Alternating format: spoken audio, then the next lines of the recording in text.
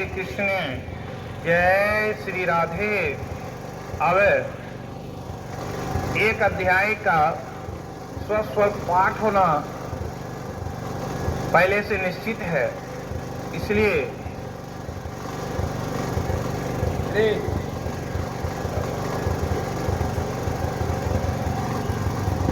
सामने यहीं लगा।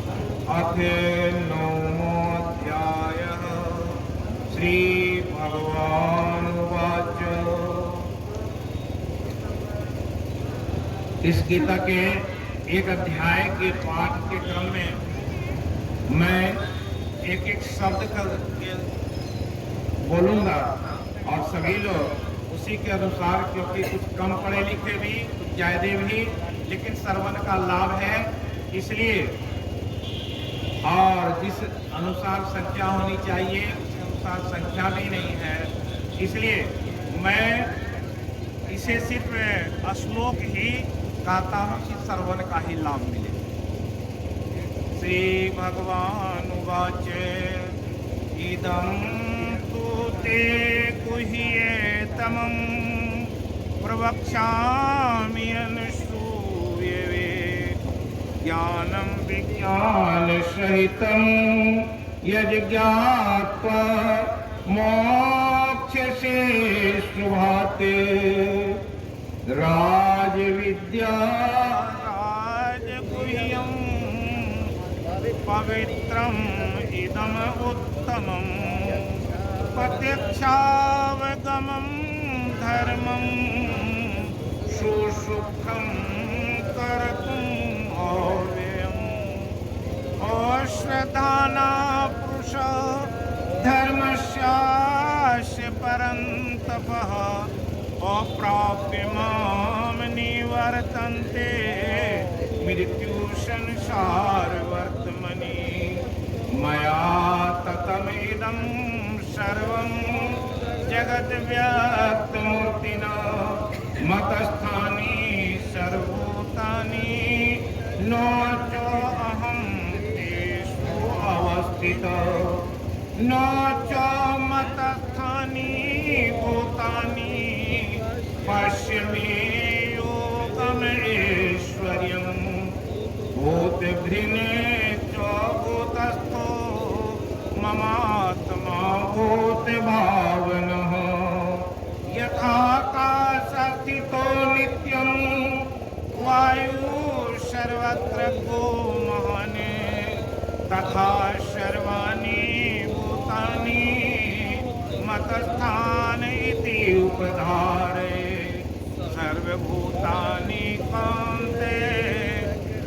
प्रकृति यान्ति मामिकाम् कल्पक्षये पुनस्तानि कल्पार्तो विसृजाम्यहम् प्रकृतिं स्वामवष्टभ्य विसृजामि पुनः पुनः भूतग्राममयमम् कृतस्नम् अवशं प्रकृतिरवशात् न च मां तानि कर्माणि निवदन्ति धनञ्जयः उदासीनवदासीनम् असक्तं तेषु कर्मसु मयाध्यक्षेण प्रकृति श्रूयते सचराचरम् हेतुनानेन कौन्तेय जगत् विपरिवर्तते अवजानन्ति मां रामानुषीं तनुमाश्रितं परं भावमजानन्तो मम भूतमहेश्वरम् मोघाशा मोघकर्मणो मोज्ञानविचेतसा राक्षसीम् आसुरीं चैव प्रकृतिं मोहिनीं श्रिता महात्मानस्तु मां पार्थ देवीं प्रकृतिमाश्रिता भजन्ते अनन्यमनसो ज्ञात्वा भूतादिं मोहम् सततं कीर्तयन्तो मां यतन्तश्च दृढव्रता नमस्यन्तश्च मां भक्त्या नित्ययुक्ता उपास्यते ज्ञानयज्ञेन चापि अन्ये यजन्तो मामुपास्यते एकत्वेन पृथक्त्वेन बहुधा विश्वतो मुखम् अहं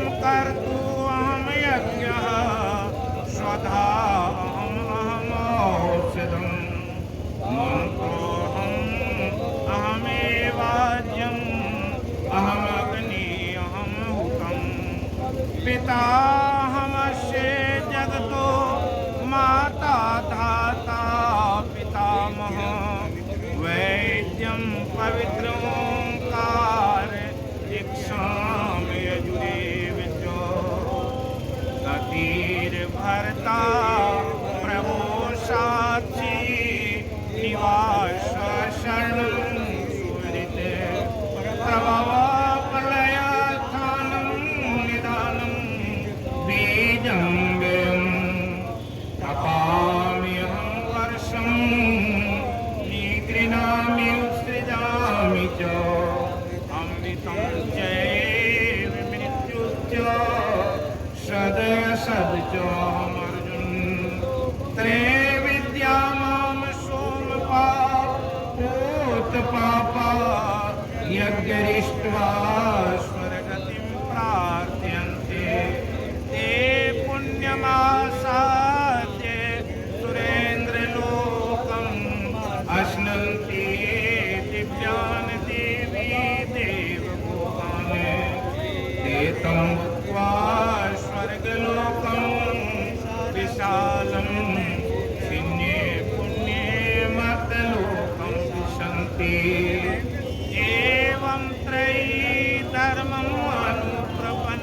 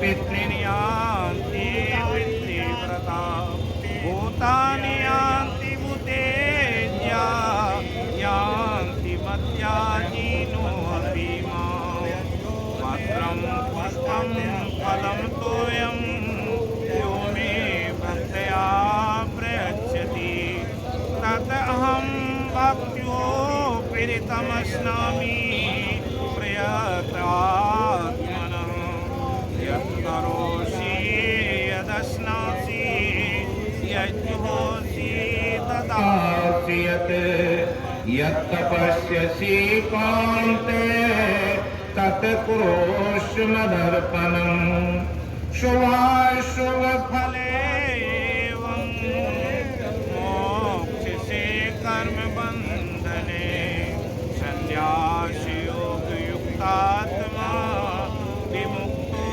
मामुपैष्यसि सम्मोहं सर्वभूतेषु न मे द्योऽस्ति न प्रियः ये भजन्ति तु मां भक्त्या मयि तेषु चाप्यहम् अपि चेत् सुदुराचारो भजते मामन्यभाक् साधुरेव समन्तव्यः समग्रव्यवस्थितो हि सो क्षिप्रं भवति धर्मात्मा शाश्वतशान्तिं निगच्छति कौन्तेय प्रतिजानहि नो मे भक्तः प्रणश्यति मामि पार्थ व्यापाश्रिते येऽपि पापयोनियः स्त्रियो वैश्या तथा शूद्रास्तेऽपि यान्ति परां गतिम् किं पुनर्ब्रह्मणा पुण्या भक्ता राजर्षयस्तथा अनित्यं सुखं लोकमिमं प्राप्य भजस्व माम् मन्मना भव मद्भक्तो मत्याजी मां नमस्कुरु मामे वैष्यसि युक्त्वा एवमात्मानं मत्परायणः ॐ तत्सदिति श्रीमद्भगवद्गीतासु उपनिषत्सु परम विद्यायां योगशास्त्रे श्रीकृष्ण अर्जुन संवादे राजविद्या राजगुह्ययोगो नाम नवमोऽध्यायः। हरि ओम तत्सत् हरि ओम तत्सत् हरि ओम तत्सत्।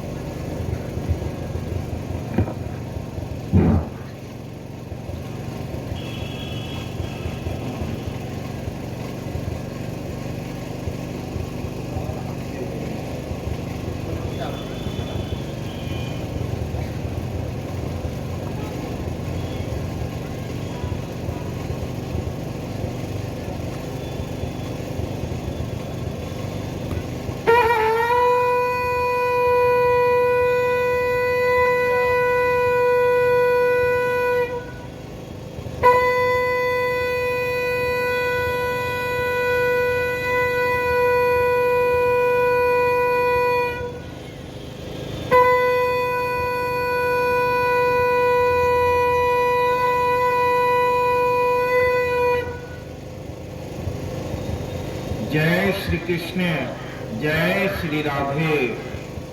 अभी हम लोग गीता के 9वें अध्याय का पाठ किए। पाठ के क्रम में 9वें अध्याय के संपूर्ण श्लोक को सुने हैं, जो बड़ा ही पूर्ण रहस्यमय ज्ञान की बात इसमें कहा गया है। और ऐसे ज्ञान की बातों को सुनने के लिए ही और सुनाने के लिए ही ये कार्यक्रम रखा गया था। और इस कार्यक्रम को मैंने 11:30 बजे तक ही विराम देने का सोचा था, लेकिन समय कुछ कारण से आगे बढ़ते गया। इसलिए इसके भावार्थ के रूप में अगर कुछ विशेष बात कहा जाए तो वो भी थोड़ा विशेष हो जाएगा, लेकिन मैं उससे पहले चाहता हूं कि हमारे बीच कई गण्यमान्य लोग आए हुए हैं। वे लोग दो चार शब्द आज के इस कार्यक्रम के बारे में बोलेंगे तो बड़ा ही अच्छा एक इतिहास हो जाता है, जो मैं उसे YouTube पर डाल देता हूं ताकि लोग जानते हैं कि अररिया में भी गीता जयंती मनाया गया। कुरुक्षेत्र में बड़े कार्यक्रम होते हैं और इस अररिया की धरती पर भी एक छोटा कार्यक्रम ही सही। आज ये गीता की ऐसी प्रासंगिकता है, गीता के बारे में लोग जान नहीं पाए, जानते नहीं हैं, इसलिए ये गीता धीरे धीरे समाज से इस तरह से विलुप्त होते जा रहा है कि लोगों के घर में पुस्तक नहीं। इसलिए मैंने संकल्प लिया था कि हजारों घर में ये एक एक गीता पहुंच जाए। लोगों के पास में पहुंचने से कभी न कभी इसे देखने और पढ़ने का मौका मिलेगा तो बड़ा ही अच्छा होगा। लेकिन कुछ आज मौसम में भी कड़ी धूप हो गई, इसके चलते भी लोग नहीं आ पाए, समय भी थोड़ा लेट हो गया। इसलिए सर्वप्रथम मैं चाहूंगा कि आज के इस कार्यक्रम का दीप प्रज्वलन श्री नारायण बाबू के द्वारा हुआ है, इसलिए उनसे निवेदन है कि वे दो शब्द आज के इस कार्यक्रम के इसमें बोले। जय श्री कृष्ण, जय श्री राधे।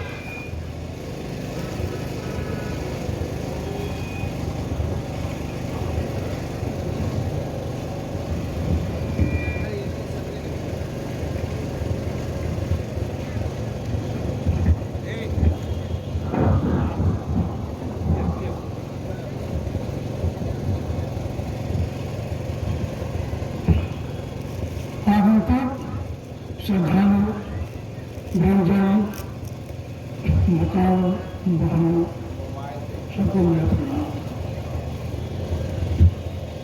गीता में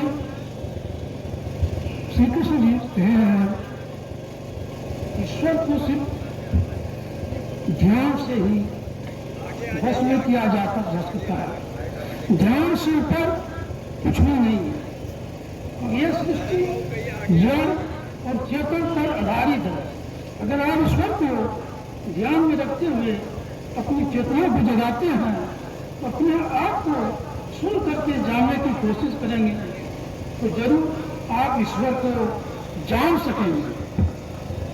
लेकिन ईश्वर को बस में करने से पहले अपने आप को बस में करना बहुत जरूरी है, क्योंकि जगत में बाहरी दुनिया जितना आसान है लेकिन खुद को जितना बहुत मुश्किल है, खुद को जितना बहुत मुश्किल है, तो धीरे धीरे ध्यान लगाकर जीता जा सकता है। इसलिए इंसान को जड़ बुद्धि न बनकर चेतन बुद्धि होना चाहिए। इस दुनिया में अगर स्वयं को जान गए ईश्वर को आप अपने जान जाएंगे, और जब आप ईश्वर से प्रेम कर लेंगे तो ईश्वर अपने आप आपके बस में हो जाएंगे। भक्ति में वह चूंकि गुण है, वह चूंकि शक्ति है कि अपने भक्ति के बल पर ईश्वर को अपने बस में कर लेते हैं। यही प्रकृति का नियम है। धन्यवाद। गीता जयंती के अवसर पर अररिया नगरी के भक्तजन, अध्यात्म से संबंध रखने वाले श्रद्धालु भ्रातागण, माताएं, बहनें और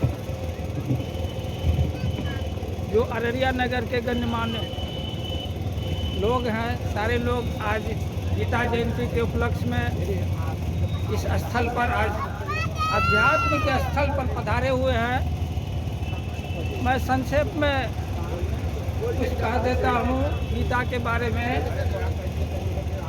याद आता है मुझे, मैं भी अध्यात्म से जुड़ा हुआ हूँ, भगवान की खोज में मैं भी हूँ, और यहाँ पर जितने भी भक्तजन आए हुए हैं, जरूर उनका श्रद्धा भगवान का ही उसका उद्देश्य रहा होगा कि भगवान की खोज करें, अपने जीवन को सफल बनावे और सुकर्म, मनसा वाचा करना हमको याद आता है।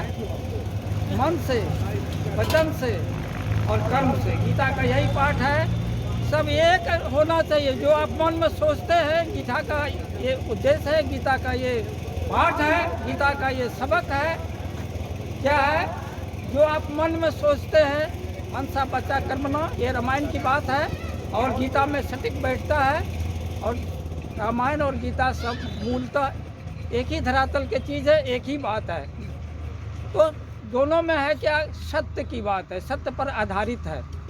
तो मनसा वाचा कर्मणा में क्या कहा गया? जो आप सोचते हैं वही मुख से बोलिए, वही हाथ से करिए, तीनों को एक लाइन में मिलाइए। मनसा वाचा कर्मणा। राजा हरिश्चंद्र के पास कोई भी औजार नहीं था, कोई भी अस्त्र शस्त्र नहीं था, उसके पास सिर्फ एक ही शस्त्र था, वह था सत्य का। पांडव और महाभारत याद आता है मुझे, तो उसमें जो है पांडव 5 ही भाई थे, कौरव 100 था। फिर विजय प्राप्त कैसे हुआ? तो इसमें एक मूल बात आप लोग समझिए, समझते भी होंगे, हमसे भी ज़्यादा विद्वान लोग यहाँ पधारे हुए हैं। हम तो एक कॉलेज से रिटायर्ड प्रिंसिपल हैं, 5 बरस हो गया, सालमारी कॉलेज। तो हम बहुत अध्यात्म की किताब पढ़ते रहते हैं और कॉलेज में भी हम इसी पैटर्न पर पढ़ाई किए हैं, जैसा कि आपका शांति निकेतन में होता है, जैसा कि बेलूर मठ में होता है। तो देखिए क्या होता है कि पांडव 5, कौरव 100, कैसे जीत गया? महात्मा गांधी एक आदमी सिर्फ पूरा दुनिया में जीत गए, कैसे भारत को आज़ाद कर दिया? उसका आधार क्या था उनका? तो कहने का मतलब पांडव के पास क्या था? ईमान, धर्म, सुकर्म, सत्य। और पांडव के पास क्या था? व्यभिचार है, लूट खसोट, मर्डर, यही तो पांडव का यही सिद्धांत था, इसका कौरव का। और पांडव का था धर्म हमारे साथ है, ईमान मेरे साथ है, कर्म सत्य कर्म हम करेंगे। तो यही उनका अस्त्र शस्त्र था। तो राजा हरिश्चंद्र भी सत्य के आधार पर ही उन्होंने जो है भगवान को प्राप्त किया। तो अब ज़्यादा हम क्या बोलेंगे? वही मनसा वाचा कर्मणा।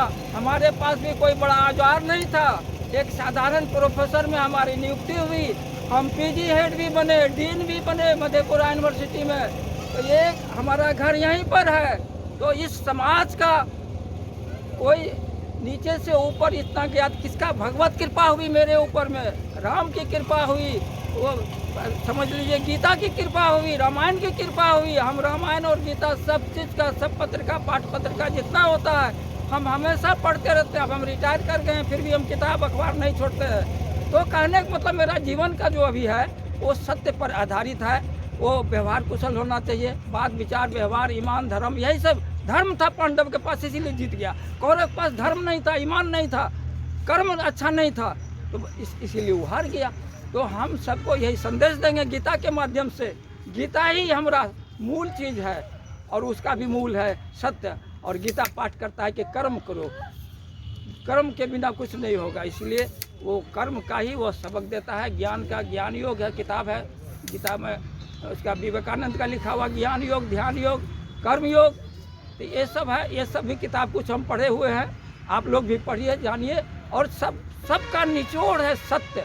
सत्य अगर आपके पास है, सत्य पर आप खड़ा है, सत्य पर चलते हैं, और जो दिल में सोचते हैं वही हाथ से कीजिए, वही जो है मुख से बोलिए, तीनों एक लाइन में मिलाइए, वो रेखा गणित के जैसा। तब समझेंगे कि हाँ वो आदमी पृथ्वी पर चलेगा। अगर एक देख तो कितना दुनिया आगे बढ़ेगी, समाज आगे बढ़ेगा आपका। बहुत सारे लोग जो है सभी राम बनेंगे, सभी कृष्ण बनेंगे, सभी पांडव बनेंगे। ऐसा पढ़ाई किया जाए, ऐसा सोचा जाए मन में, उसको अपनाया जाए। इन्हीं शब्दों के साथ हम सबका आशीर्वाद ही लेना चाहेंगे। वंदे पुरुषोत्तम, वंदे पुरुषोत्तम, वंदे पुरुषोत्तम।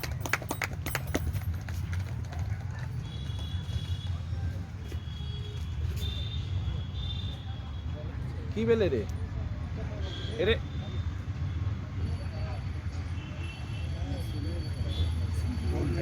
चलता रहे तो बढ़िया। अब जहाँ लाइन जिसको बोले ना, बोला था जोड़ देना, तो लाइन बाद में जो है ना ऑफिस रख लेंगे।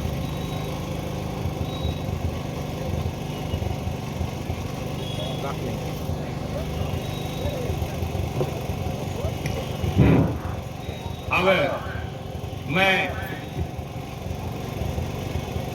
श्री भोला प्रसाद प्रणयी जी से अनुरोध करूंगा कि 2 शब्द वो अपने, क्योंकि इतने वयोवृद्ध अवस्था में वे हम लोग के बीच आए हैं।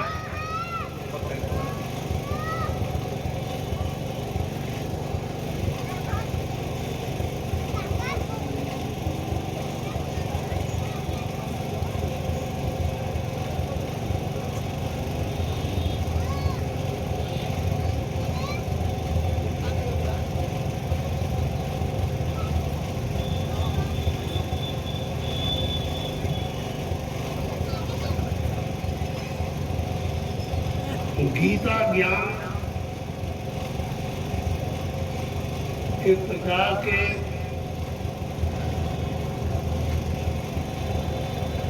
रूप में आज का आयोजन बड़ा ही सुखद लग रहा है। यद्यपि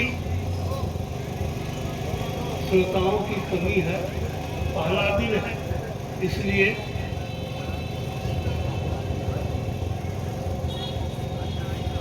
मैं कोई विद्वान नहीं हूँ जो आपको गीता पर विशेष ज्ञान दूँ। मैं सिर्फ इतना ही जानता हूँ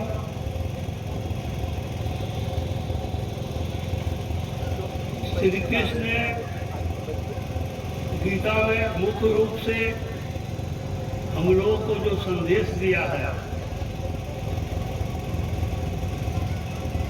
कर्मण्येवाधिकारस्ते मां फलेषु कदाचन मां कर्मफल हेतु ब्रह्म ते संगो स्वकर्मणि यो जगा मां प्रपन्नन्ते तां सत्य भजामि हम वर्तमान वर्तमान कंते मनुष्यापात।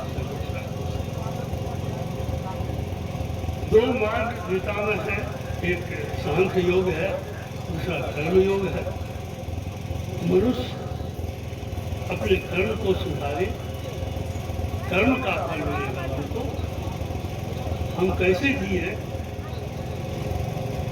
कैसे समाज में लोगों को सुख सुविधा प्रदान करें, गीता आखिर क्या है? ईश्वर की प्राप्ति के लिए मनुष्य बहुत तरह की योजनाएं बनाते हैं, कर्म करते हैं, लेकिन असर वही सफल होता है जो अपना सब कुछ न्यौछावर कर दिया। उसके पीछे ज्ञान योग के द्वारा, कर्म योग के द्वारा ईश्वर भक्ति जिसने की है, समाज में सेवा करने का योग उसको किया है, ऐसे ही मनुष्य मोक्ष के अधिकारी बनते हैं।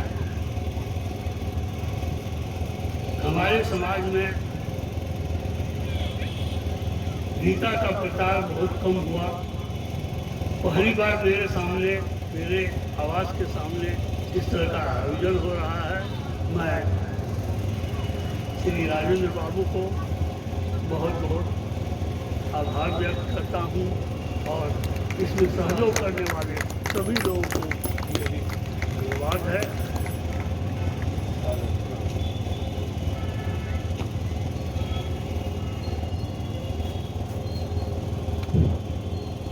अब मैं हम लोग के बीच में श्री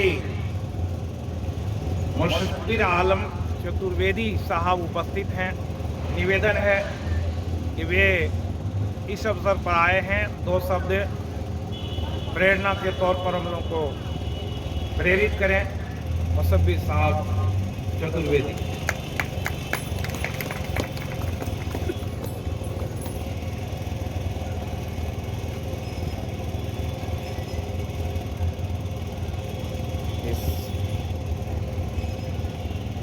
आवाज़ नहीं है।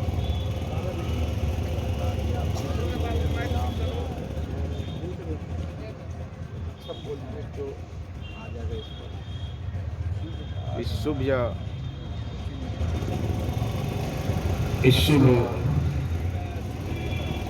कार्यक्रम में उपस्थित ईश्वर से अत्यंत प्रेम करने वाले मेरे भाइयों, माताओं और बहनों, श्री कृष्ण जी की पूरी जिंदगी, पूरा ही जीवन हम सब के लिए एक प्रेरणा है।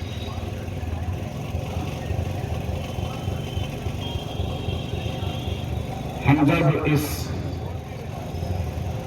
पिंडाल में आए और आप भी आए तो आपने दीवारों पर कृष्ण जी के बचपन का फोटो मट्ठा निकालते हुए देखा हो और लगा हुआ है। सबसे पहले हमको यहीं से प्रेरणा मिली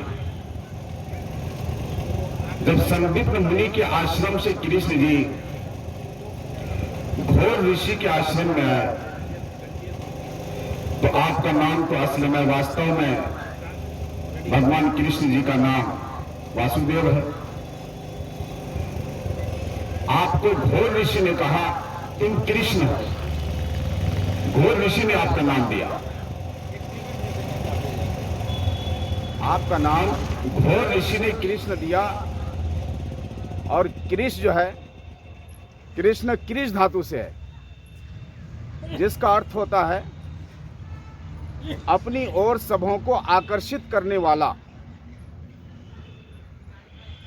एक शायर ने कहा था, उर्दू शायर ने, एक बात कहूं तुमसे खफा तो नहीं होगे, एक बात कहूं तुमसे खफा तो नहीं होगे, पहलू में हमारा दिल मुस्तर नहीं मिलता।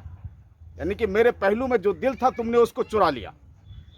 कृष्ण जी, आपकी वाणी इतनी मोहनी होती थी और इतना मनमोहक बात करते थे कि आप जिस आदमी से भी, जिस व्यक्ति से भी बात करते, वो आदमी अपना दिल उनको दे बैठता था। इस एतबार से पूरे शरीर का जो मक्खन होता है वह इंसान का दिल होता है। आप दिल को चुरा लेते थे, इसलिए आपको मक्खन चोर कहा गया। ये घोर ऋषि के आश्रम में आपको ये उपाधि मिली, आपका ये नाम कृष्ण हुआ। अभी जितने भी लोग हुए आए यहाँ पर और जितने भी हमारे विचारक आए, उन्होंने अपना विचार केवल एक बात पर रखी कि कर्म ही असल है, और इसी कर्म के लिए प्रेरित करने के लिए गीता ज्ञान केंद्र की ओर से यहाँ पर इस कार्यक्रम का आयोजन हुआ। अभी 9वें पाठ का अध्याय किया, 9वें पाठ का यहाँ पर 9वें अध्याय का पाठ किया गया। उसमें 9वें अध्याय में एक बात है, समो अहं सर्वभूतेषु न मे द्वेष्यो अस्ति न प्रियः। समो अहं सर्वभूतेषु न मे द्वेष्यो अस्ति न प्रियः। ये भजन्ति तु मां भक्त्या मयि ते तेषु चाप्यहम्। पैगंबर मोहम्मद सल्लल्लाहु अलैहि वसल्लम ने एक बात कही थी। जब आपने आखिरी हज किया तो उन्होंने कहा, या अय्युहन्नास इन्ना रब्बकुम वाहिद व इन्ना अबाकुम वाहिद ला फज़ला लिअरबिय्यिन अला ला फज़ला लिअरबिय्यिन अला अजमिय्यिन वला अजमिय्यिन अला अरबिय्यिन वला लिअस्वद अला अब्यज़ वला लिअब्यज़ अला अस्वद कुल्लुकुम मिन आदम इल्ला बित्तक़वा इन्न अक्रमकुम इंदल्लाहि अत्क़ाकुम। उसी बात को यहाँ पर 9वें अध्याय में कहा गया है। भगवान श्री कृष्ण जी के पावन मुख से कहा गया, समो अहं सर्वभूतेषु न मे द्वेष्यो अस्ति न प्रियः ये भजन्ति तु मां भक्त्या मयि ते तेषु चाप्यहम्। मैं सब भूतों में समभाव से व्यापक हूँ, कोई बड़ा नहीं है, तुम में सब बराबर है, सबके अंदर मैं बैठता हूँ। सर्वभूतानां हृदयेषु अर्जुन तिष्ठति। ईश्वर तो तुम ईश्वर को कहाँ खोजते हो? कहाँ कहाँ खोजोगे? मैं तुम्हारे दिल पे हूँ। मैं तुम्हारे दिल में बैठा हुआ। अना अक़रबु इलैहि मिन हब्लिल वरीद। कुरान पाक में, पवित्र कुरान में कहा गया, गए लोगों तुम मुझको कहाँ ढूंढते हो? मैं तुम्हारी शरीर ज्ञान से ज्यादा करीब। भगवान श्री कृष्ण क्या कहते हैं, मैं सब भूतों में समभाव से व्यापक हूँ, न कोई मेरा अप्रिय है और ना प्रिय है। कोई मेरा अप्रिय भी नहीं है, कोई मेरा प्रिय भी नहीं है, परंतु जो भक्त मुझको प्रेम से भजते हैं वो मुझ में है और मैं भी उनमें प्रत्यक्ष प्रकट। इन्न अक्रमकुम इंदल्लाहि अत्क़ाकुम। तुम में सबसे बड़ा वो है जो ईश्वर की उपासना करता है, जो अचिंत है, अव्यक्त है, निराकार है, सच्चिदानंद स्वरूप है। उसको हम देख नहीं सकते, लेकिन फिर वो हर वक्त हर जगह है, सर्वत्र फैला हुआ है। तुम जहां ढूंढोगे वहां हम तुमको मिल जाएंगे, ईश्वर ने कहा। श्री कृष्ण जी इसी बात को देखते हैं। और दूसरी बात, दूसरा श्लोक, उसके आगे का श्लोक देखिए, 9वां अध्याय। अपि चेत्सु दुराचारो भजते, अपि चेत्सु दुराचारो भजते मामनन्य भाग साधुरेव स मंतव्यः सम्यग् व्यवसितो ही सह। यदि कोई अतिशय दुराचारी, सबसे बड़का वाला दुराचारी, सबसे बड़ा जालिम, सबसे बड़ा पापी और समाज को दुख देने वाला, हर एक प्रकार का पाप उसके अंदर में हो, श्री कृष्ण जी कहते हैं यदि कोई अतिशय दुराचारी भी अनन्य भाव से मेरा भक्त होकर मुझको भजता है तो वो साधु ही मानने योग्य है। अभी नहीं, वो भी साधु मानने योग्य है। और उसके बाद क्योंकि वो यथार्थ निश्चय वाला है, अर्थात उसने भली भांति निश्चय कर लिया है कि मैं परमेश्वर को भजने के समान अन्य कुछ भी नहीं हूँ। ये कौन कह रहे हैं? भगवान श्री कृष्ण जी। और क्या कहा? अनाश्रित कर्म फलं, आप लोग आगे बढ़ जाइए। कर्म करोति स सन्यासी च योगी। अनाश्रित कर्म फलं, छठा अध्याय का पहला श्लोक, छठा अध्याय का पहला श्लोक। अनाश्रित कर्म फलं कार्यं कर्म करोति यः स सन्यासी च योगी च न निरग्निर्न च क्रियः। कर्म करो, अनाश्रित फलं, आप निस्वार्थ भाव से कर्म कीजिए, उसका फल मिलेगा, हर हाल में मिलेगा। अनाश्रित, ये फल की कामना मत कीजिए। कामना निषेध भवति, मेरे महाराज ने कहा, कृष्ण महाराज विकासन ब्रह्मचारी जी ने, कामना निषेध भवति, कामना हराम होता है, कामना अवैध है, कामना वैध नहीं है। अनाश्रित होकर के जो कर्म फल से अनाश्रित होकर के कर्म करता है वही असल साधु, वही असल योगी, वही असल सन्यासी है। अब कोई आदमी कर्म करना ही छोड़ दे और उसके बाद तो फिर वो कहे कि मैं साधु हूँ, अब वो आग पानी सब छोड़ दे, अन्न छोड़ दे। कृष्ण महाराज जी कहते हैं कि भगवान कृष्ण जी कहते हैं कि वो साधु नहीं हो सकता है, वो योगी नहीं हो सकता है। मातृवत परदारेषु परद्रवेषु लोष्टवत आत्म सर्वभूतेषु यः पश्यति स पंडिता। तुम कहाँ हो? किसको पंडित किसको कहा गया? मातृवत परदारेषु, जो पर स्त्री को, मातृवत परदारेषु, पर स्त्री को अपनी माता के समान समझे। मातृवत परदारेषु परद्रवेषु लोष्टवत, और दूसरों के धन को ढेला समझे, ढेला मिट्टी के समान समझे। आत्म सर्वभूतेषु यः पश्यति स पंडिता, और जो अपने लिए चाहे वो दूसरों के लिए भी चाहे, जो अपने लिए पसंद करे वो दूसरों के लिए भी पसंद करे। वही सबसे बड़ा पंडित है, वही सन्यासी है, वही योगी है।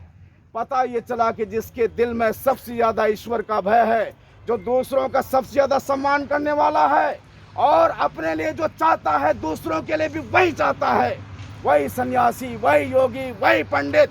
इसलिए कि पंडित वही होता है जो सबों का सम्मान करता है, अपने लिए जो सोचता है वो दूसरों के लिए भी सोचता है। इसी बात के साथ हम अपनी बात को विराम देते हैं। बातें तो बहुत सारी मेरे भाइयों कहने के लिए, बहुत सारे दूर दूर से हमारे मेहमान आए हुए हैं। बस ये है कि गीता जी का एक उपदेश जो अंत में हम देना चाहेंगे, जिसको अल्लोपनिषद ने भी कहा कि क्या कहा, भयादस्याग्निस्तपति भयात्तपति सूर्यः भयादिन्द्राश्च वायुश्च मृत्युर्धावति पंचमा। भयादस्याग्निस्तपति भयात्तपति सूर्य। ईश्वर तो वो है जिसके डर से, भयादस्य अग्नि में अभी अग्नि प्रज्वलित की गई, जिसके डर से इसके अंदर में क्या ताकत है कि ये प्रज्वलित हो जाए, जब तक कि ईश्वर का आदेश न हो जाए। ईश्वर के आदेश से अग्नि प्रज्वलित होती है और ईश्वर के आदेश से पवन चलता। भयादस्याग्निस्तपति भयात्तपति सूर्य।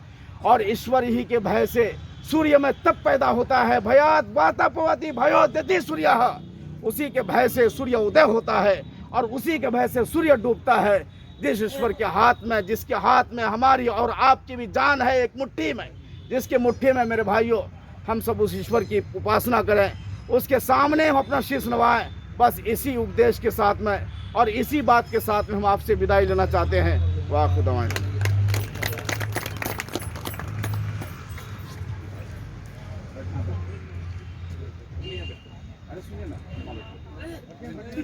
अब हम चाहेंगे इस्कॉन के हमारे माधव बाबू आए हैं, उनसे भी कहेंगे कि दो शब्द वो आवे।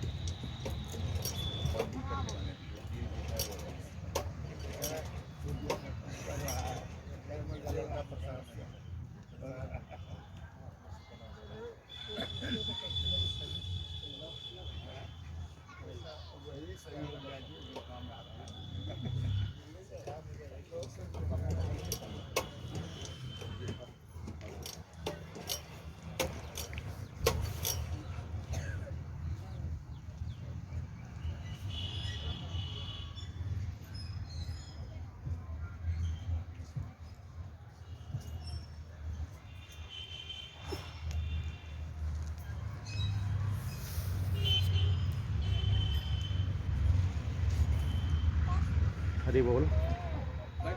हरे कृष्णा।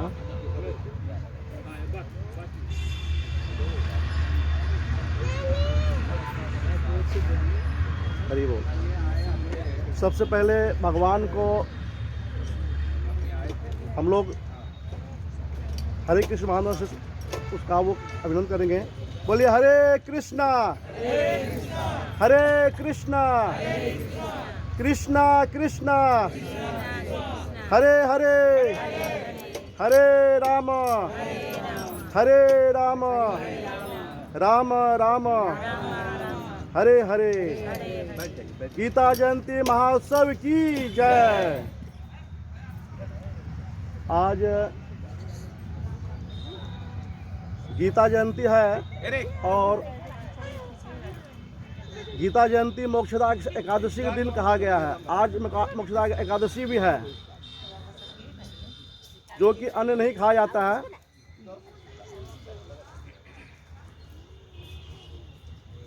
भगवान श्री कृष्ण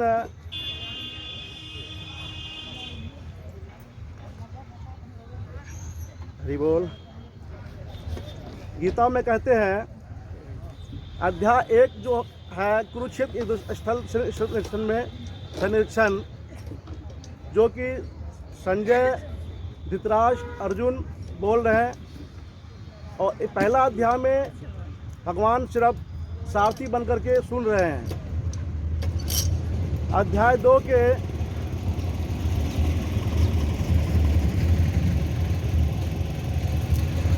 दूसरे श्लोक में भगवान कह रहे हैं, कुतः तवम कसलमिदं समुचितम अनार्यजुष्टम असुरगम अगस्तीकरम अर्जुनः। श्री भगवान कह रहे हैं, हे अर्जुन तुम्हारा मन में ये कलमशा आया कैसे? ये उस मनुष्य के लिए तनिक भी अनुकूल नहीं है जो कि जीवन के लक्ष्य को जानता हो।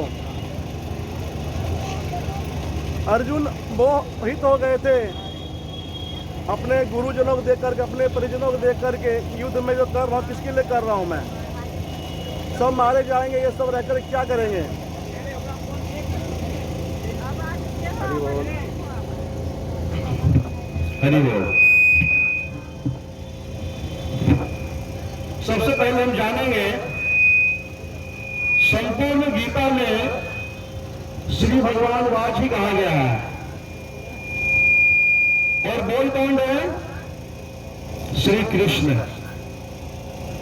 श्री कृष्ण और भगवान क्या है? अभिन्न है, एक ही है, अलग नहीं है। इसलिए संपूर्ण गीता में श्री भगवान वाच ही बोला गया है। और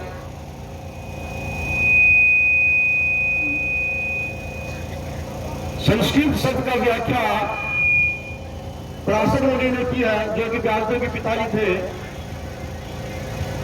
भगवान शब्द में 6 अक्षर पाए जाते हैं। वो 6 अक्षर क्या है? संपूर्ण धन, संपूर्ण शक्ति, संपूर्ण यश, संपूर्ण त्याग, संपूर्ण ज्ञान, संपूर्ण वैराग्य, ये 6 अक्षर हैं। इसलिए संपूर्ण गीता में क्या बोले हैं? श्री भगवान वाचा। भगवान कृष्ण, श्री कृष्ण और भगवान में कोई अलग नहीं है। और अभी जो यहाँ के राजेंद्र प्रसाद जी यहाँ पे आगमन किए हैं, अभी अध्याय 9 के श्लोक पढ़े हैं। लास्ट श्लोक में जो 24 श्लोक है, भगवान क्या कह रहे हैं? मत मना मत भक्तो मत याजी माम नमस्कुरु माम एव शस्य आत्मा मत परायणम। कहते हैं कि मुझे कुछ नहीं चाहिए, अपना मन दे लो मुझे, अपना मन मुझे दे लो, सदैव मेरा चिंतन करो, सदैव मेरा स्मरण करो, मेरा भक्त बनो, मुझे नमस्कार करो। इस प्रकार तुम करोगे, मेरे परायण हो जाओगे। तो हमें समय के अभाव से मैं इस इतना का विराम दूंगा।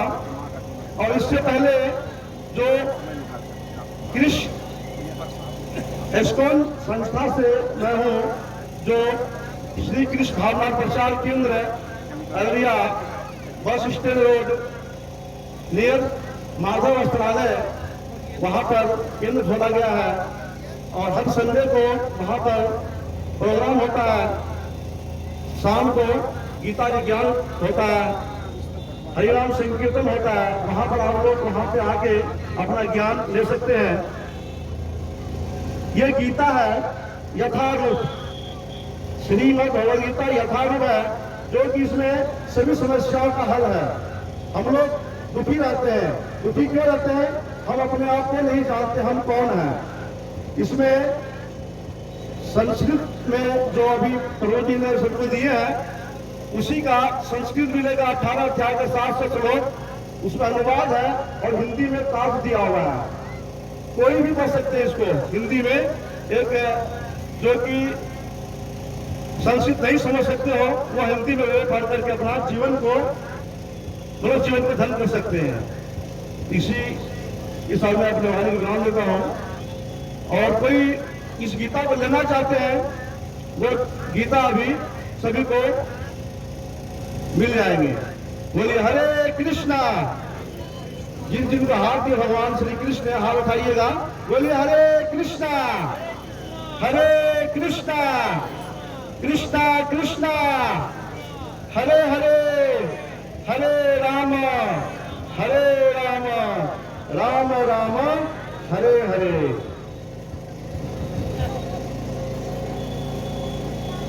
जय श्री कृष्ण, जय श्री राधे। अब मैं श्री श्यामलाल यादव जी, जो संत मत सत्संग आश्रम अररिया के अध्यक्ष हैं, उनसे निवेदन है कि वे भी 2 शब्द कहने की कृपा करें। और ये कार्यक्रम अब समापन की ओर है, और फिर उसके बाद 10-20 मिनट हम भी कुछ गीता में जो कहा गया है वो सुनाएंगे आप लोगों को।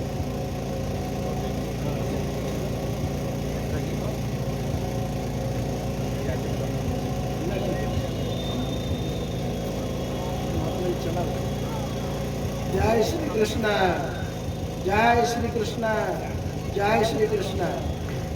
गीता जयंती समारोह का आयोजन कर राजेंद्र राव ने बड़ा प्रमुख किया है। गीता का ज्ञान भारत का महत्वपूर्ण ज्ञान है। जो कुछ संसार में है वही गीता में है, जो कुछ गीता में है वही सारा संसार में है। इसका व्यवहारिक अर्थ यही है। संसार के सभी देश में, समय के सभी काल में गीता की प्रासंगिकता है।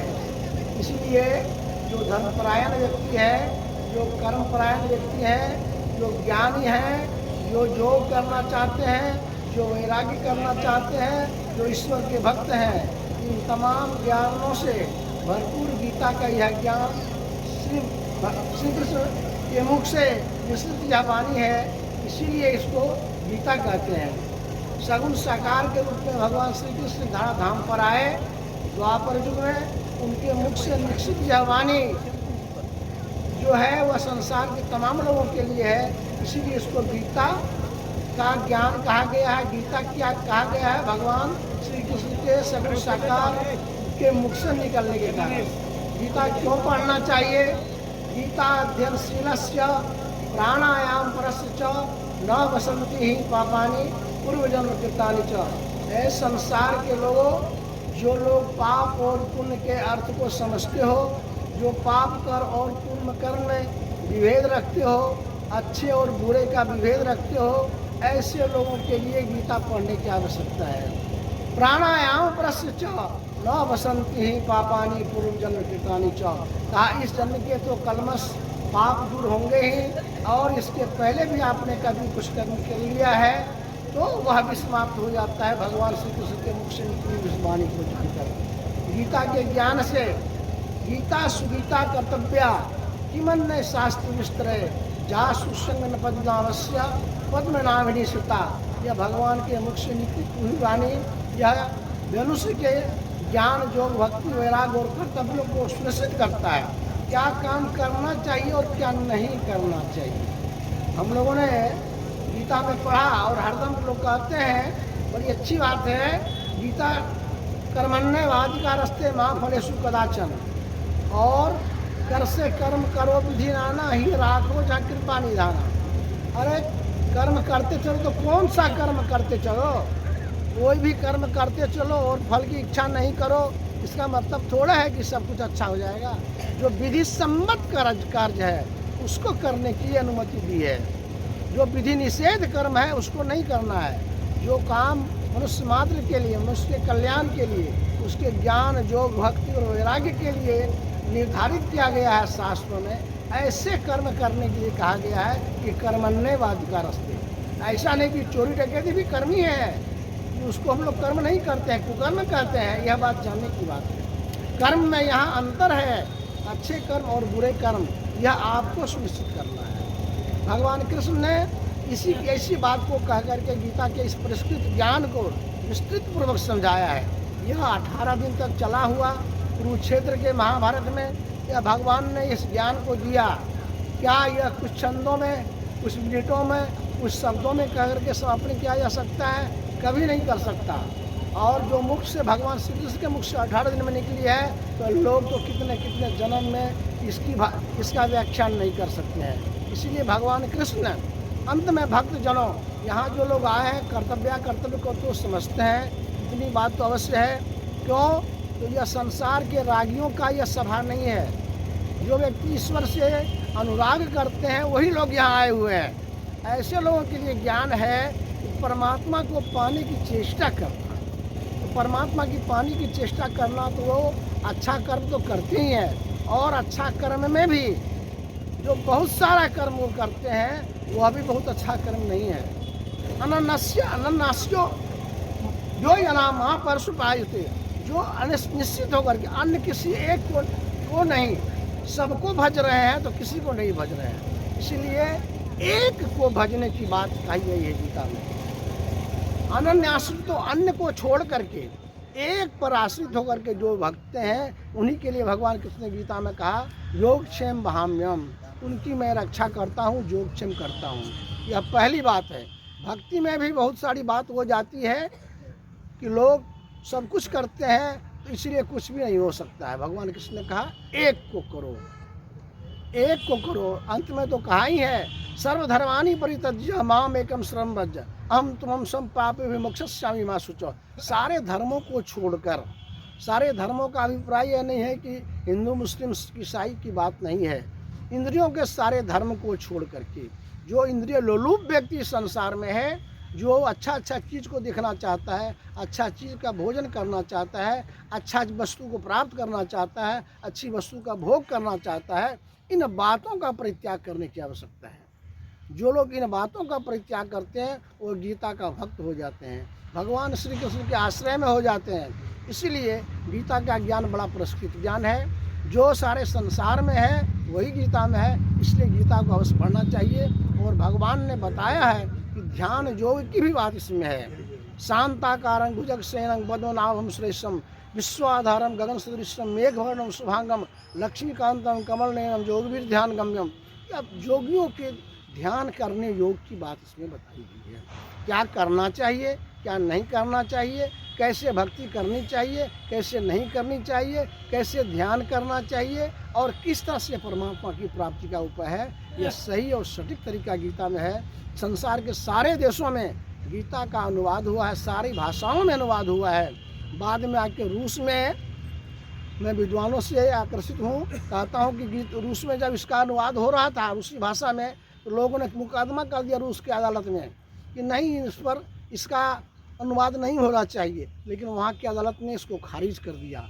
उसका एक निकला, उसका कुछ सबूत डॉक्यूमेंट्री मेरे पास है। इसलिए इस बात को मैं भी परिमाणता से कह रहा हूँ, संसार के सभी भाषाओं में गीता ही एक ऐसा ज्ञान है जिसका निकला है, भगवान श्री कृष्ण के मुख से निकला हुआ है। इसका ज्ञान विरक्त और गृहस्थ सारे लोग कर सकते हैं। विप्र भंगी अपर पढ़वा हमारे गुरुदेव ने कहा सभी कर सकते हैं। कुछ लोग सुन के कीजिए, कुछ लोग देख के कीजिए, कुछ लोग पढ़ के कीजिए, कुछ लोग देखा देखी भी कीजिए। इस तरह से जो करता है गीता का ज्ञान उसके हृदय में उतरता है, उसी के जीवन में ज्ञान योग भक्ति वैराग होता है। इन्हीं कुछ शब्दों के साथ वाणी को विराम देता हूँ। समय की अधिकता हो गई है। प्रेम से कहिए भगवान श्री कृष्ण की जय।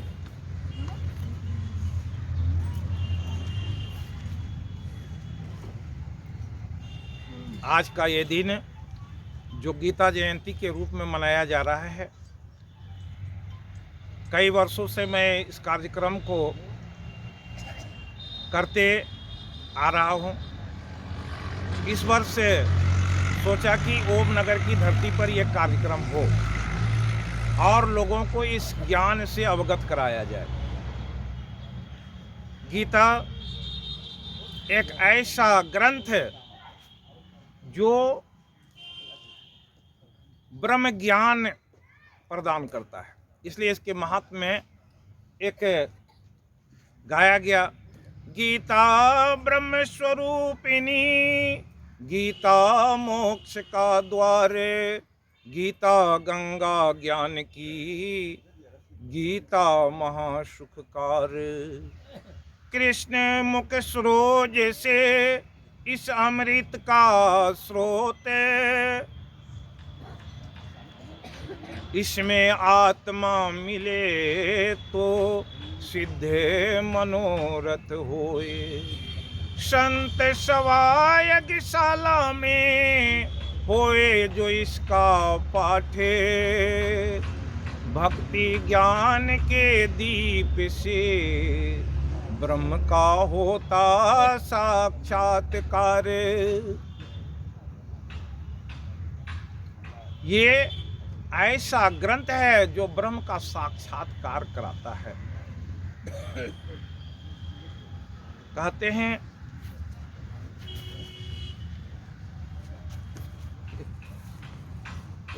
स्मरण हो जाता है कभी कुछ बात का।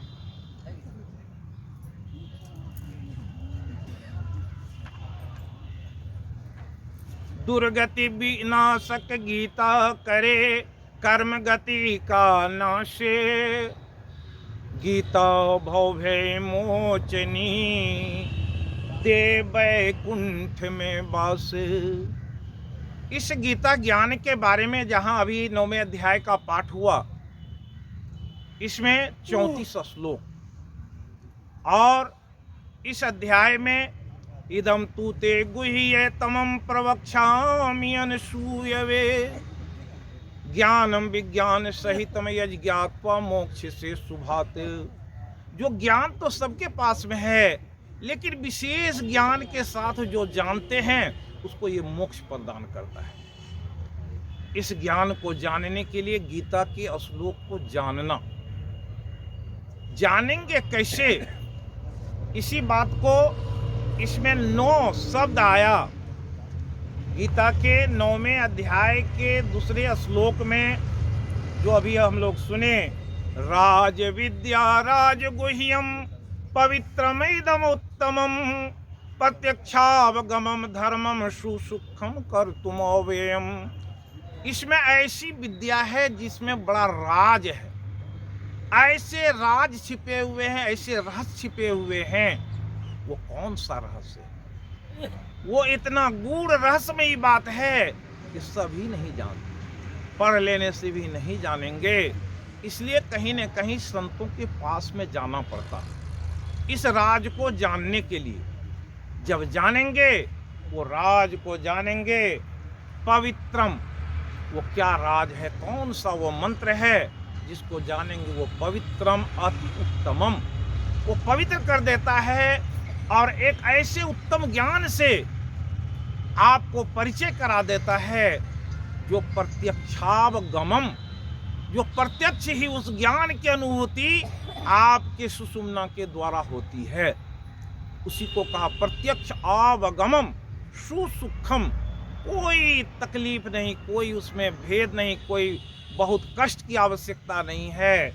और कर्तुम अव्ययम, अव्ययम वो ऐसा है जो हमेशा आप संसार में व्याप्त है।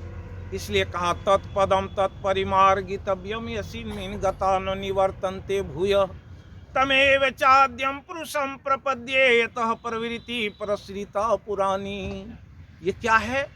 परश्रिता पुरानी है। तीसरा आंख सभी के पास में है। वो तीसरे आंख को खुलने की बात इसमें कही गई है, वही राज विद्या है। ये तीसरा आंख को खोलने की शक्ति भगवान गीता में बता दी। ये ब्रह्म विद्या का शास्त्र है। इसको कौन जान सकता है?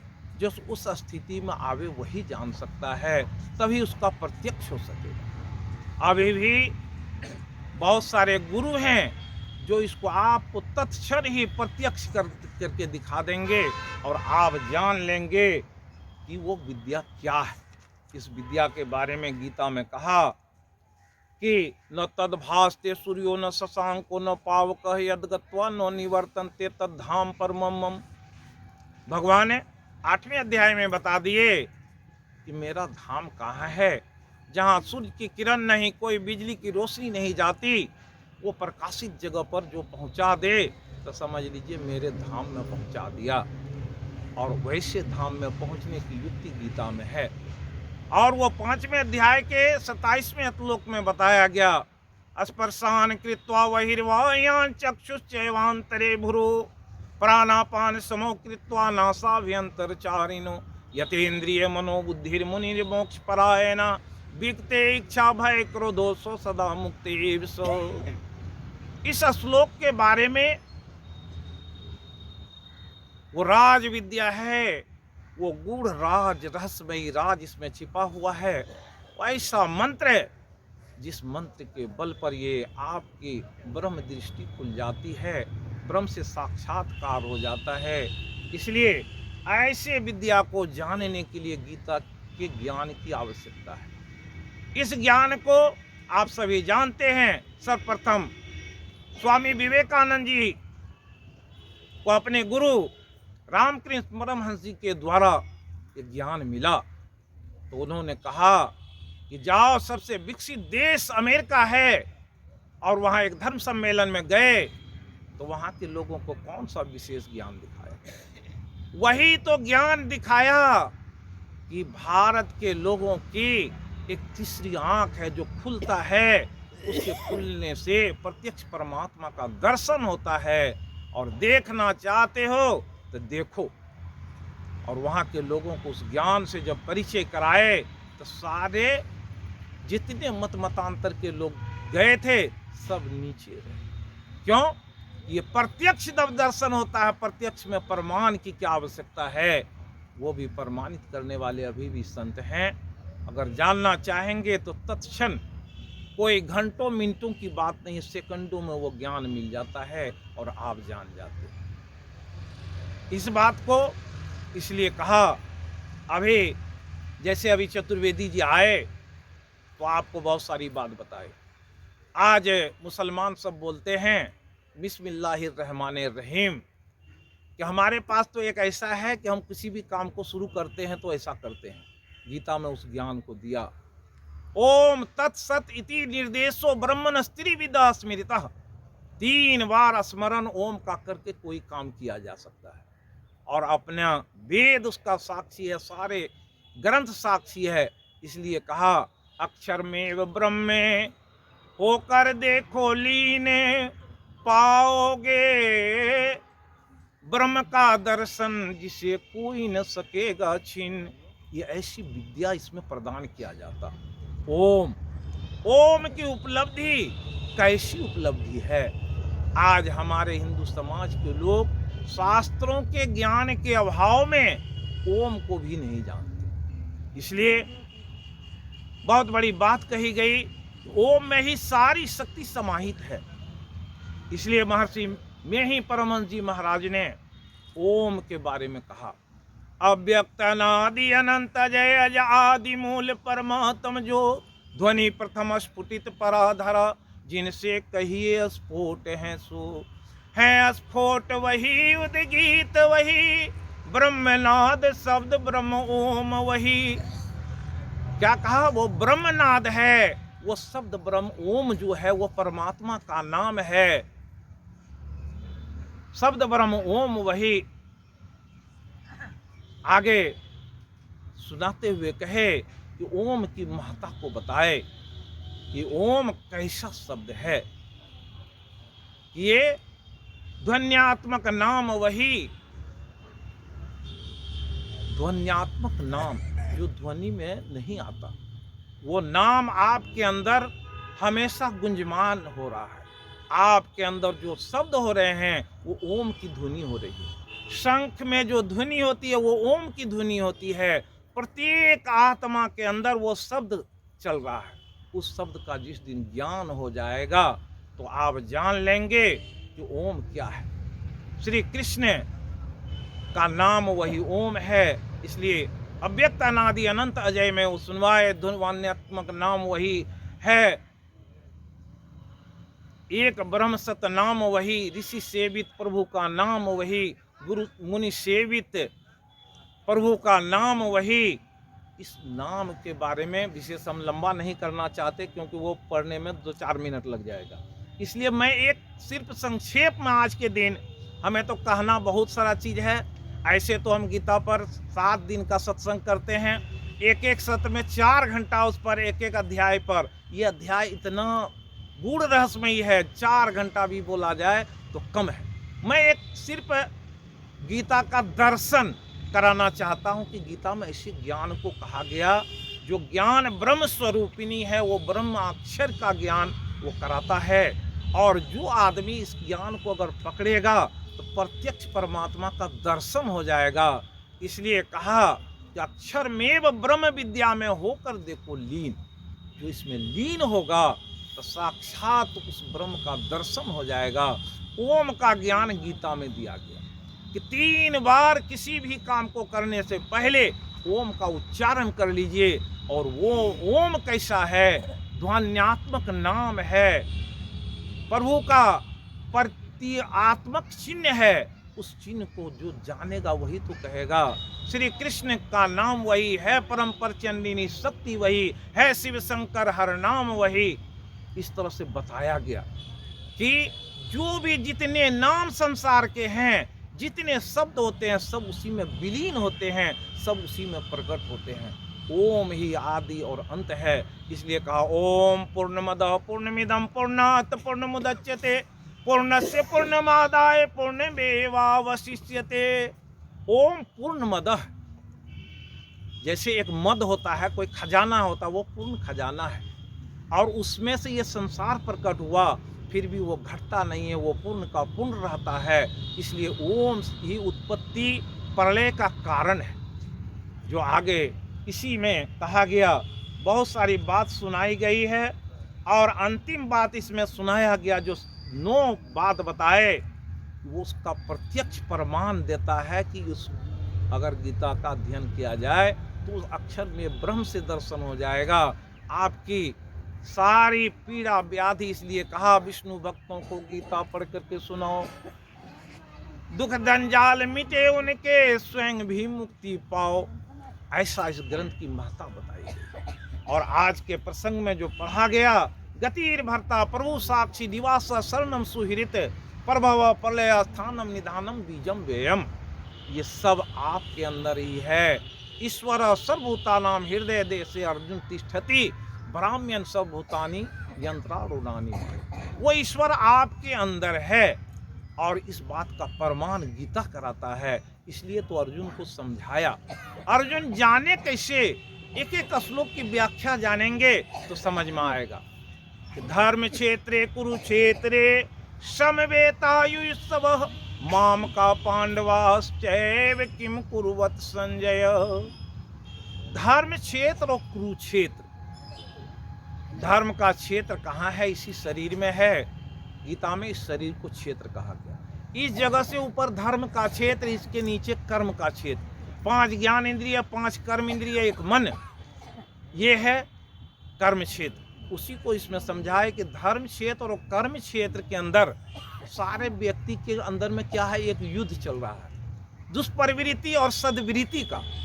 और हमेशा आपके अंदर से, आत्मा से एक आवाज आती है, क्या अच्छा करना चाहिए, क्या नहीं करना चाहिए। ये युद्ध चल रहा है। उसी युद्ध में एक अंधा आदमी धृतराष्ट्र है। अंधा को नहीं, ये आत्मा अंदर में जो है उसको आंख नहीं। आंख किसको है? मन को है। मन अपनी आंख के द्वारा विषयों का सेवन करता है, लेकिन वो कह रहा है कि माम का पांडवाश्चैव, मेरा और पांडु के पुत्र। व्यवहारिक दृष्टिकोण में धृतराष्ट्र के अंदर में उसी समय में एक विचार पनप गया कि माम का, मेरे पुत्र और पांडवों के पुत्र। पांडु पुत्र कौन है? 5 पांडव हैं, उनके पिता नहीं हैं और वो राजा हैं। तो राजा को कैसा धर्म होना चाहिए? जैसे पांडव वैसे हमारे पुत्र, सबके बारे में समान भाव होना चाहिए। समानता में थोड़ा सा विघटन आया तो महाभारत हो गया। इसलिए आगे आता है, बहुत सारी बात कहने की गीता में आई है, जो बड़ा विश्लेषण का विषय है कि भोग ऐश्वर्य प्रसक्ता नाम तया अपहरित चेतसाम। आज के संसार के लोग भोग और ऐश्वर्य में, ऐश्वर्य क्या है?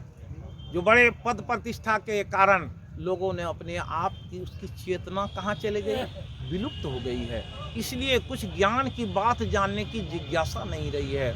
जो मिला है उसी में सब सोचते हैं कि बहुत अच्छा है। इसलिए कहा कामसि नो इंद्रिय प्रीतिर्लाभो जीवेति यावता। अपनी कामना की पूर्ति के लिए, अपने इंद्रियों को सुख प्रदान करने के लिए सब लोग चाहते हैं, लेकिन जीवस्य तत्व जिज्ञासा। जीवन क्यों मिला है? तत्व जिज्ञासा, उस परमात्मा को जानने के लिए, अपनी आत्मा को जानने के लिए। नौचो ये कर्म भी, ये कर्म है, लेकिन लोग ये कर्म नहीं करते। करते क्या है? जो नहीं करना चाहिए वो करते हैं। इसलिए गीता उस ज्ञान को बताया। यान्ति देवव्रता देवान, पितृयान्ति पितृव्रता, भूतानि यान्ति भूतेजिया मतिया जीनो अपि माम। भगवान कहते हैं कि बहुत प्रकार के लोगों की श्रद्धा है, श्रद्धा के अनुकूल वो भक्ति करते हैं। जो कुछ लोग देवताओं की पूजा करते हैं, कुछ पितरों की, कुछ भूतों की पूजा करते हैं, लेकिन वो ईश्वर परमात्मा जो है, आत्मा और परमात्मा के बीच कोई दूरी नहीं है, लेकिन उसकी पूजा बहुत कम लोग करते हैं। भगवान इसमें आत्मज्ञान करवाए हैं। उस आत्मज्ञान की ये शिक्षा कौन देता है? गीता में है। और ऐसे ज्ञान को जो नहीं जानते तो क्या होता है? संसार में भटकते रहते हैं। और ऐसे भटकान को ही मिटाने के लिए गीता में संदेश है। इसलिए इस कार्यक्रम को हम रखें कि लोग गीता को जानेंगे, गीता के बारे में जानेंगे, एक एक श्लोक के बारे में जानेंगे, ये थोड़े से समय में बताया नहीं जा सकता। ये 9 बात एक ही श्लोक में दिया गया है, इसके बारे में अगर समझाया जाए, कहा जाए तो घंटों लगेगा। लोगों के मन के विकार निकाल देते हैं, और ऐसे विकार को निकालने के लिए कहा, इसलिए इस गीता का कहा कि करके तू स्नान, इसमें मैलन मन का धोए, गीता सुधा का पान कर, सहज ही ब्रह्म का दर्शन हो। गीता के श्लोकों का अध्ययन किया जाए। अभी इसको के हमारे भक्त कहे कि गीता की बहुत सारी प्रति उपलब्ध हो गई, बहुत सारे विद्वान तरह तरह के भाषा में उसको कर दिए, एक ही श्लोक के तरह तरह के भाव दे दिए। कोई ब्रह्म ज्ञानी ब्रह्म की प्रकाष्ठा का उल्लेख किए, तो वहीं गांधी जी राजनीति को लेकर के कुछ बात बोले, तो विनोबा भावे कुछ अपनी भाव दे दिए, कुछ संत अपने भाव दे दिए। सबके भाव को अगर अलग अलग करके देखा जाता तो भावों में एक बड़ी विविधता मालूम पड़ती। इसलिए गीता के जो ज्ञान है, वो ब्रह्म ज्ञान को जब कार्यक्रम के तहत सुना जाए, आज इतनी बड़ी यहाँ भीड़ होने की संभावना थी, लोग क्यों नहीं आए? अपने कुछ न कुछ गृह कार्य में लगे हुए हैं। सोचा कि हम नहीं जाएंगे, दूसरा कहा कि हम नहीं जाएंगे और लोग जाएंगे, तो हम नहीं में पूरे नहीं। जबकि मैंने करीब 2000 लोगों के घर में जाकर के ये संवाद दिया, फिर भी वो संवाद पाने वाले संवाद तो पाए, लेकिन मन में उस तत्व को जानने की जिज्ञासा रहे तब तो। लोग भौतिकता में फंसे हुए हैं, अध्यात्म की ओर नहीं हैं। इसलिए आध्यात्मिक चेतना देता है गीता। अगर इस आध्यात्मिक चेतना की ओर अग्रसर हो, लोग जानेंगे तभी तो मानेंगे। लेकिन मान क्यों नहीं रहे हैं? इसलिए नहीं मान रहे हैं, ये सर्वशास्त्र युक्त चारों वेदों और उपनिषदों का सार है। इसकी महिमा अनंत है, गुण है अपरंपार। चारों वेद उपनिषदों को भगवान कृष्ण क्या किए? अर्जुन के मुखारबिंद से और एक जिज्ञासु के रूप में लोगों को इस शास्त्र का जो संवाद शैली में है, लोगों को ज्ञान दिया कि तुम वेद से परिचित हो जाओगे, उपनिषदों से परिचित हो जाओगे, अपने धर्म से परिचित हो जाओगे, और तुम्हारा क्या भाव है, क्या जीवन जीने की शैली है। मनुष्य शरीर मिला है, इसलिए कहा दुर्लभो मानुषो देहे देही नाम क्षण भंगुर। एक तो दुर्लभ मानुष शरीर मिला है, उसके अंदर जो आत्मा है वो बड़ा क्षण भंगुर है, कब चला जाए कोई पता नहीं। और तत्रापि दुर्लभम मन्ये वैकुंठ प्रिय दर्शनम, वो परमात्मा का दर्शन हो जाए इस मनुष्य शरीर में, बड़ा दुर्लभ है। इसलिए सबों को ईश्वर की भक्ति करनी चाहिए। वो ज्ञान गीता में है। जब तक उस ज्ञान को नहीं जानेंगे तब तक कल्याण का कोई रास्ता नहीं खुलता है। और बहुत समय हो गया है, 12 बज गए। हम तो इसको चाह रहे थे कि 11:30 बजे तक समाप्त करेंगे, लेकिन जितने लोग भी आए, क्या है, भगवान कह दिए हैं स्वयं, ये सोने की दुकान है। जहाँ ब्रह्म की एक बात होती है तो ब्रह्म का ज्ञान सबसे उच्च प्रकाष्ठा की है। और ऐसे ज्ञान को सुनने वाले कौन? जो भगवान कृष्ण के भक्त होंगे वही सुनेंगे। इसलिए कहा निज गृह श्रद्धा से करे जो इसका पाठ। जो अपने घर में भी पाठ करेगा उसके कहें कि मधुसूदन श्री कृष्ण का वहाँ होता निवास। यहाँ आज गीता की जयंती रखी गई, गीता का पाठ हुआ, स्वयं भगवान यहाँ आए हैं। भगवान के दर्शन तो बहुत कम लोगों को पाना है, इसलिए पहले ही 3रे श्लोक में कहा गया, अश्रद्धाना पुरुषा धर्मस्यास्य परंतप अप्राप्य माम निवर्तन्ते संसार वर्तमनि। जिसको श्रद्धा नहीं है और ऐसे अश्रद्धावान पुरुष इसको कैसे सुन सकते हैं? इसलिए गीता में कहा गया नो तपस्काय नो भक्ताय कदाचन। जो तपस्वी नहीं है, जो भक्त नहीं है, उसके साथ कदाचन शब्द लगा दिया। कदाचन कभी भी नहीं सुनाओ। नो ते असुरसो भावो, क्या है, उसमें हमेशा भगवान के प्रति श्रद्धा नहीं रहेगी, उसको ज्ञान को कैसे सुनेंगे? इसलिए अगर श्रद्धा रहे तब तो जाने। कहा गया शिव संहिता में कहा गया कि ये सिरे कपाले भी भरे, इस सिर और कपाल में भी भरे जहाँ है एक ऐसा छिद्र है जहाँ से ब्रह्म का दर्शन होता है। वैसे दर्शन को प्राप्त कर सकते हैं, चाहे वो कोई भी पुस्तक है। ब्रह्म ज्ञान की बात तो कहीं छिपी नहीं है, उसको जानने के लिए गीता ही एकमात्र ग्रंथ है। और भगवान कृष्ण अर्जुन के माध्यम से संसार के लोगों को बताए, उस ज्ञान को जानने के लिए ही आज के दिन में ही गीता के प्रादुर्भाव हुआ। उस गीता को भगवान अर्जुन को सुनाए, और सुनाए तो पता चला कि अर्जुन की कैसी स्थिति थी, उसमें क्या बदलाव आया, सब जानते हैं। और अभी समय के अनुकूल मैं इसे समाप्त करना चाहता हूं, और जितने लोग आगंतुक हैं मैं उससे निवेदन करूंगा कि बगल में ही मेरा घर है, और जो लोग आगे आए हैं, दोपहर का समय होते चला है, वहाँ थोड़ा सा प्रसाद पा करके ही जाएंगे तो बड़ी अच्छी होगी, बड़ी कृपा होगी, और आरती होगी और इस कार्यक्रम का समापन करेंगे। और चाहते तो बहुत कुछ थे, लेकिन लोग अपने हिसाब से चलते हैं, समय की सेवा नहीं। मैं तो चाहता कि 9 बजे शुरू होगा और 11 बजे ही समाप्त हो जाएंगे, लेकिन ऐसा नहीं हुआ। तो जैसा भी हुआ, जो भक्त हैं, भगवान कहे 5 ही व्यक्ति आ जाएं, सत पर चलने वाले, उसी पर सत पर ही तो सारा कार्य टिका हुआ है। और कहा ये रस कैसा है, भक्ति का रस है, ये सबको पान नहीं हो सकता, सब इसका पान नहीं कर सकते। और मैं अपनी वाणी को यहीं विराम देते हुए अब आरती, और आरती के बाद सभी लोग प्रसाद लेंगे, और जिसे गीता नहीं मिला है वो गीता ले लेंगे, और जिसे पढ़ने की इच्छा नहीं हो, अगर मिल भी गया है तो उसे ले आकर के घर में रखने से कोई फ़ायदा नहीं। यहाँ रहेगा तो हम किसी को कहीं न कहीं देंगे, और पढ़ने की इच्छा नहीं हो, उस पर श्रद्धा नहीं हो, तो लेने से भी कोई फ़ायदा नहीं। हाँ, इसलिए मैं कहा कि बहुत सारे लोग सोचते हैं ले लेंगे, ले आकर के घर में रख दिया तो उससे क्या फ़ायदा है। इसलिए लिए तो उसके उपयोग की कभी न कभी एक श्लोक को देखेंगे। आज गीता जयंती मोक्षदायक एकादशी, आज के दिन में कहा कि गीता का जो स्पर्श भी कर लेगा, भगवान कहते हैं उसको हम मोक्ष प्रदान कर देंगे। तो आप 1008 गीता का दर्शन कर रहे हैं, ये कम बड़ी बात नहीं है। लोग कहते हैं दर्शन से क्या लाभ। एक छोटा सा उदाहरण है कि एक व्यक्ति ऐसा ही एक संत से कहा कि किसी के दर्शन से क्या लाभ मिलता है। तो संत ने उसे बुलाया, बोले कि आपके पिताजी हैं कि नहीं?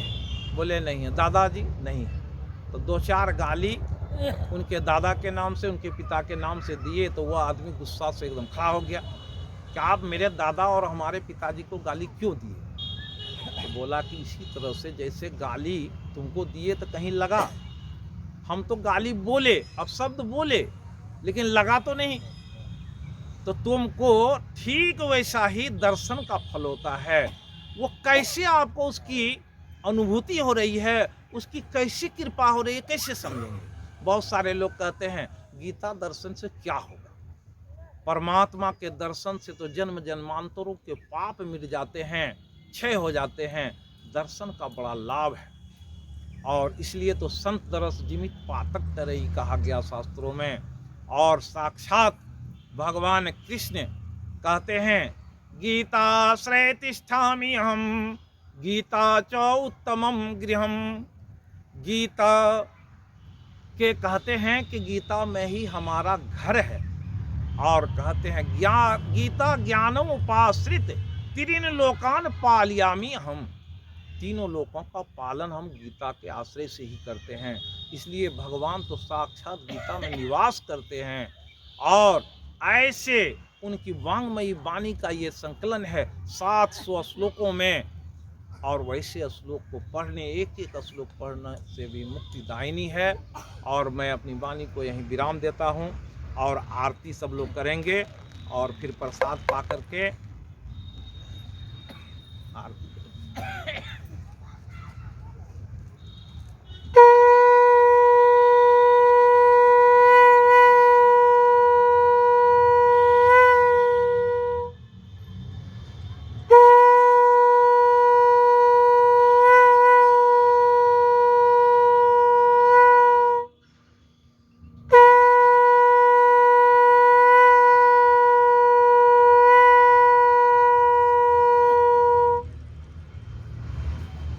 जय श्री कृष्ण, जय श्री राधे।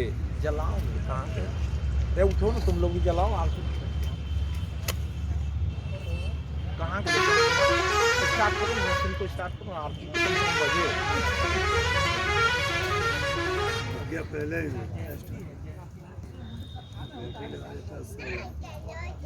बजे मोबाइल स्टार्ट में स्टार्ट करो।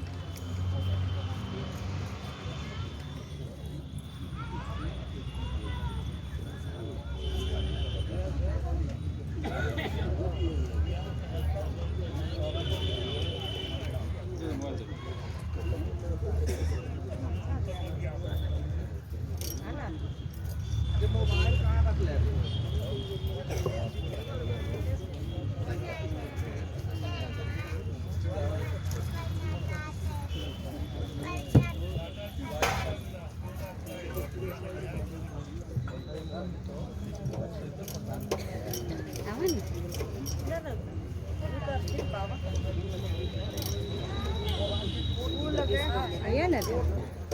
Aman na. Aman na.